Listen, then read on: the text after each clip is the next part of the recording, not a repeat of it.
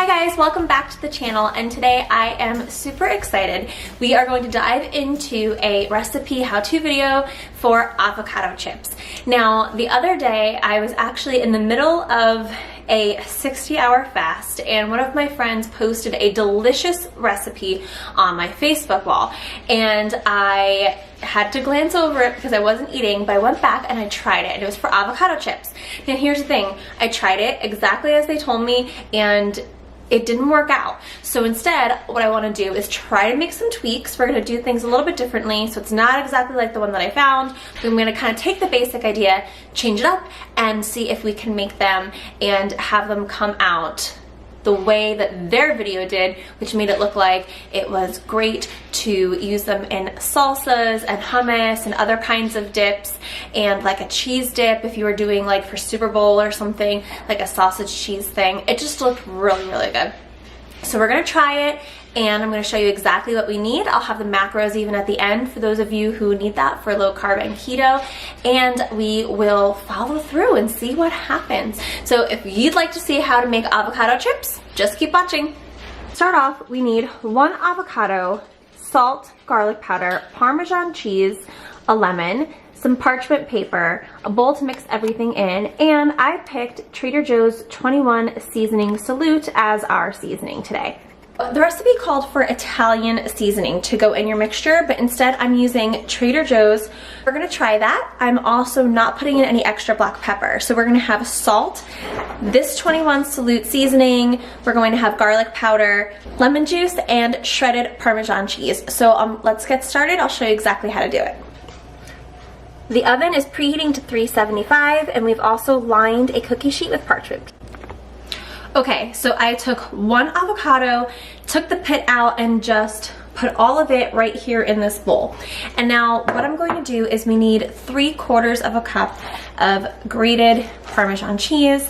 Mine is shredded instead of grated. I tried grated cheese the last time, and I tried Pecorino Romano and it didn't work out. So I'm gonna try it with the Parmesan and see if this time it really works. And I also chose shredded because I feel like it might give it more of a golden crust to it.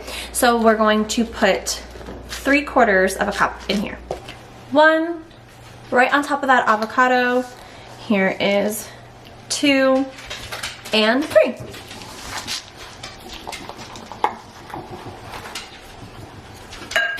Now, I'm an Italian girl from Jersey, so when it comes to measuring things like salt and garlic powder and seasoning, I'm not that great at it. I do have some sea salt, and we'll just kind of see how many twists I do. And I will say the last time I did this, I put too much salt in. They were too salty. So I'm probably gonna do maybe 2 twists.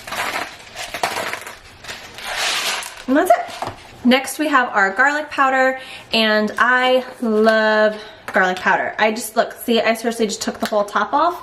So I'll show you what the bowl looks like now. This is our bowl. Avocado and cheese. We're just gonna go ahead, garlic powder. Now again, I know that I like a lot of garlic powder. You guys don't have to put as much as me, but I think it tastes better. We are now going into our Trader Joe's 21 salute seasoning salute, whatever. I will say, if you want to try something different than this, if you don't have it, if you don't have a Trader Joe's near you, you can get it on Amazon, but the Everything with the Bagel seasoning might be a good choice here. You can use Italian seasoning. I'm just going to put some in my hand, not much, and dump that in there. So, not too much, just a little bit. I think I'm going to put a tad more and call that a day. Here is a shot of what it looks like now. That's how much seasoning is on top with the cheese. And the very last thing for us to do before we mash it together is put the lemon juice. So here is our bowl, and I have a lemon. And again, I don't really measure. And that's it. So just kind of 1 squeeze of half a lemon, and now we're gonna mash it all up.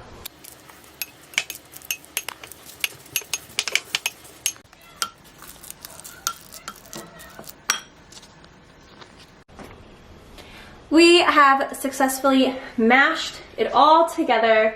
Here's what it looks like. and it's not really moving. It's really sturdy, and we have a parchment paper lined tray. I've only ever done this with parchment paper. If you don't have it and you try to use it without it and you just grease a tray, I have no idea what will happen. So that's, you know, let me know how it happens. Listen, if you do it, put it in the comments below and let me know. So we're gonna get 2 spoons, and what I'm gonna do now is take a spoon to take a little bit, put it on the tray like a little dollop, and then flatten it out a little bit.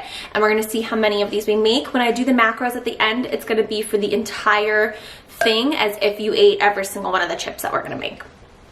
Okay, so I've already flattened out some of the avocado chips. Here we have, it's a little bit less than an actual tablespoon. Putting it on the tray. Allie, you can come closer, babe.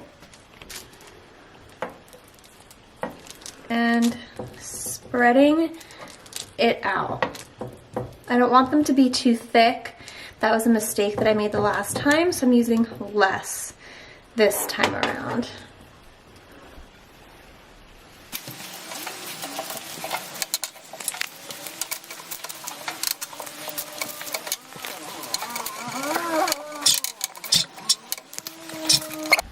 So we have made 12 chips so far on the tray. We're about to pop it in the oven. We still have some mixture left over, so I can do a second batch if I wanted to. And I'm getting ready to put them in, and then we will check it out. So right now we're putting them in at 375.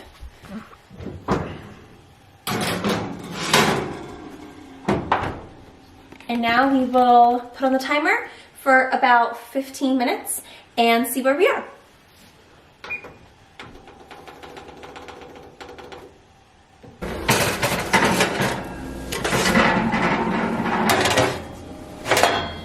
The chips are out. It's time to remove them from the tray and the parchment paper. I've lined a plate with paper towel, and we are going to take them off of there, put them on the paper towel so that the paper towel can soak up any of like the extra just grease or really, should I say this word? Moistness? Anything like that that's on them, so that they can kind of dry out. And we're gonna let them get room temperature, and then we're gonna try them.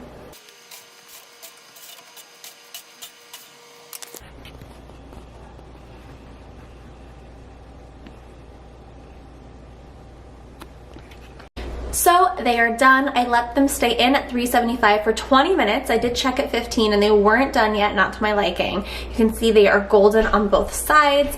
They are thin, and I'm going to be able to use them now to dip into my salsa or whatever other little things that I like to do. And let's try it.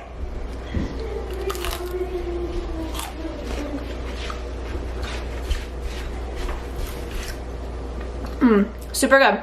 Jonathan, come here. You wanna try this? What is it? What is it?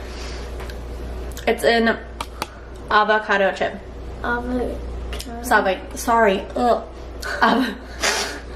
It's an avocado chip. Avocado chip? Wanna try it? Go ahead, take a bite, and then tell us how it is. You took like the tiniest little nibble. I'm not the biggest fan of avocado. Okay, avocado. Why can we not say that word? Avocado. No, it's avocado. Whatever. So, did you like it? Love it! Oh, geez. Okay. All right. What would you use it to dip in? I'm gonna use it to dip in salsa. I don't know. I don't usually have dip. You usually eat the chips? Yeah. Okay. Thanks. Seems like I have a new favorite snack. These avocado chips are so much better than the other ones that I did. I changed the time, I changed the temperature, I changed some of the seasoning, I changed the kind of cheese, I made them thinner, and they are just blowing my mind with how good they are right now. So as you can see, I still have some left. I mean, these are all of my, there's still avocado left for me to bake should I want to. And I'm dipping them in salsa, and they're really, really good. So you will see the macros for those. Thank you guys so much for watching. I hope you try them for yourself because they are easy to do and they don't take up a lot of time at all. I think your kids will like them, you will like them. Get creative about what you dip them in or maybe what you put on top of them. You can even make them as like little like nachos. You could probably put like chicken and cheese and sour cream and all that yummy nacho goodness on top. So thank you guys for watching. If you've liked this video, hit the like button, subscribe if you haven't, and until next time,